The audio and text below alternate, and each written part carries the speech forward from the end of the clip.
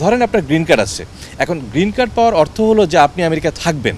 এখন অনেকেই আছে গ্রিন কার্ড নিয়ে সে আমেরিকা থাকে না, সে জাস্ট বেয়ারলি রিকোয়ারমেন্টগুলি ফুলফিল করে, যে বছরে একবার সে হয়তো 11 মাস 15 দিন সে আমেরিকার বাইরে থাকে, শুধু 15 দিন আমেরিকা থাকছে। এখন আইনগতভাবে এটা রাইট যে ওকে, কিন্তু এইটা তো আপনার যে মূল উদ্দেশ্যের সাথে যায় না। এই জন্য ডোনাল্ড ট্রাম্প যখন প্রেসিডেন্ট হইল প্রথম প্রায় 3 মাসে এরকম অনেক মানুষকে এয়ারপোর্টে ফোর্সফুলি তাদের গ্রিন কার্ড সারেন্ডার করতে বাধ্য করছে।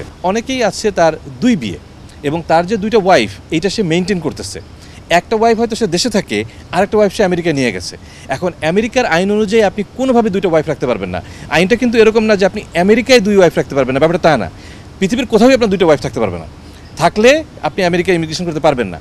এরকম কয়েকজনকে সিটিজেনশিপ বাতিল করে দেওয়া হয়েছে, কারণ দেশে তারও একটা ওয়াইফ আছে যেটা সে ডিসক্লোজ করেনি। যারা অবৈধ আছে তাদের ডিপোর্ট হওয়ার চান্স খুব হাই, এবং বর্তমানে বিশেষ করে অ্যাসাইলাম যে কেসগুলো আছে খুবই স্ট্রিক্ট, মানে জাজরা আমাদেরকে ঠিকমতো কথাই বলতে দেয় না।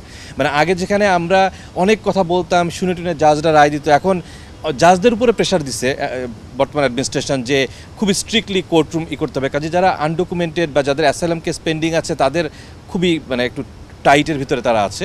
অনেকে আছে যারা আমেরিকায় যায় পড়াশোনা করার উদ্দেশ্যে না, তাদের উদ্দেশ্য থাকে যে আমি যাব কোনো মতো একটা অ্যাডমিশন নিয়ে, আমি ওইখানে একটা গ্যাস স্টেশনে জব করব, গ্রোসারি স্টোরে জব করব। এটা খুবই ডেঞ্জারাস। এখন আইস খুবই রেড দিচ্ছে, বিশেষ করে নিউ ইয়র্ক, ক্যালিফোর্নিয়ার মতো স্টেটগুলিতে আইস রেড দিচ্ছে, অনেককে অ্যারেস্ট করতেছে। এটা খুব রিস্কি।